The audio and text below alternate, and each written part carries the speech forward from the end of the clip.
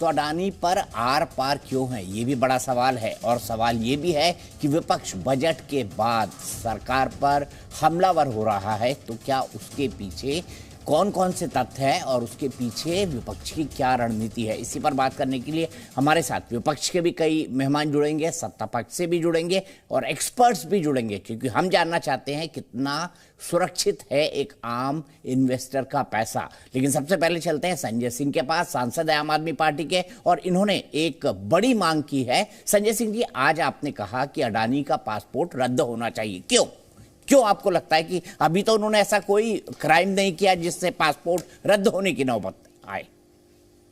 ऐसा लोगों का कहना है कि आपने जल्दबाजी में। दीपक जी नमस्कार, और आपके दर्शकों का आपको नमस्कार और आपके दर्शकों को नमस्कार। आपके सवाल पूरे हो गए हो तो अपनी बात कहूं मैं जी। तो देखिए, ये बात मैंने क्यों कही कि पासपोर्ट जब्त होना चाहिए, क्योंकि जो अब तक हिंडनबर्ग की रिपोर्ट से जो जानकारी मिली है और जिस पे कोई स्पष्ट जवाब अब तक अडानी की ओर से नहीं आया है, वो मामला क्या है। पहली बात तो हमें समझना होगा दीपक जी कि ये अडानी का भ्रष्टाचार नहीं है, ये भारत के प्रधानमंत्री नरेंद्र मोदी का भ्रष्टाचार है। उन्होंने उनको कोल दिया, बिजली दिया, पानी दिया, सड़क दिया, पोर्ट दिया, एयरपोर्ट दिया, सब कुछ एक आदमी को दे दिया और बैंकों से 2.5 लाख करोड़ रुपए का कर्जा दिलवाया, जिसमें एसबीआई भी है, एलआईसी भी है, तमाम और दूसरे बैंक हैं।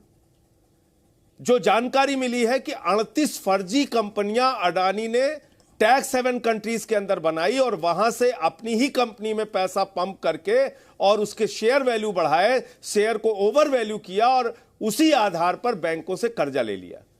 ये इतना बड़ा एक महाघोटाला है, एक भ्रष्टाचार है। और अडानी कौन व्यक्ति है जो भारतीय जनता पार्टी के खजांची के रूप में उनको चंदा देने का काम करता है? अडानी कौन व्यक्ति है जिसके हवाई जहाज से देश के प्रधानमंत्री नरेंद्र मोदी जी घूमते हैं? तो भारत के प्रधानमंत्री इस घोटाले से, इस महाघोटाले से बच नहीं सकते। काला धन, लाखों करोड़ रुपए विदेशों में फर्जी कंपनियां बना के लगाया गया और वही पैसा इनकी कंपनियों में लगाया गया, और इसके लिए भारत के प्रधानमंत्री सीधे तौर पे जिम्मेदार हैं। एक ही व्यक्ति को आप सारा मुनाफा देते जा रहे हैं।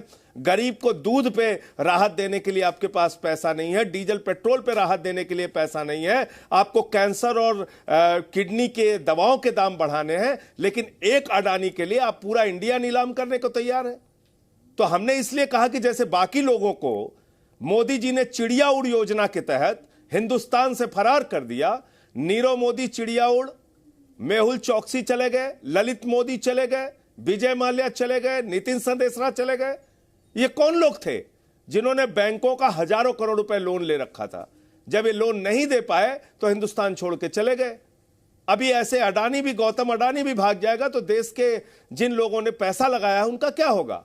आज वो करोड़ों निवेशक जिनके पैसे एलआईसी में हैं, जिनके पैसे एसबीआई में हैं, दीपक जी जिन्होंने अपनी बेटी की शादी के लिए एलआईसी में पैसा जमा किया था, छोटा सा घर बनवाने के लिए पैसा जमा किया था, बुढ़ापे के पेंशन के लिए पैसा जमा किया था, बीमारी या किसी और संकट के लिए जमा किया था, वो सारे लोग चिंतित हैं। 7.5 लाख करोड़ रुपए डूब चुका है अब तक निवेश। एक सवाल,